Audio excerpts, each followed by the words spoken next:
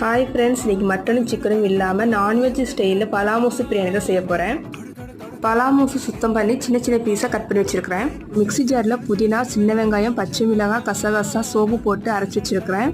குக்கரில் தேவையான அளவு நெய்யும் எண்ணெயும் சேர்த்துருக்கிறேன். இதில் பிரியாணி இலை, பட்டை, ஏலக்காய், கிராம்பு, பச்சை மிளகாய் சேர்க்குறேன். மீடியம் சைஸ் வெங்காயத்தையும் சேர்த்து நல்லா வதக்குறேன்.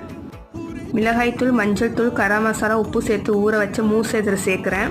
2 ஸ்பூன் இஞ்சி பூண்டு விழுது, அரைச்சி வச்ச மசாலா சேர்த்து பச்சை வாசனை போகும் வரை நல்லா வதக்குறேன்.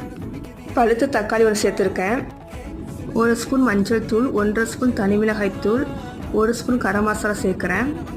இது எல்லாத்தையும் ஒரு வாட்டி கிளறிக்கிடலாம். 1 ஸ்பூன் தயிர், அரை மூடி எலுமிச்சை சாறு, புதினாவும் சேர்த்து வதக்குறேன். இப்போ தேவையான அளவு உப்பு சேர்க்கலாம். பாசுமதி ரைஸ் 1 கப் எடுத்திருக்கேன். இது அரை மணி நேரம் ஊற வச்சுருக்கேன். அரிசியை தண்ணி வடிச்சிட்டு இதை சேர்க்குறேன். 1 கப் அரிசிக்கு 2 கப் தண்ணி வைக்கிறேன். 3 விசில் விட்டு இறக்குறேன். சூப்பரான பிரியாணி ரெடி.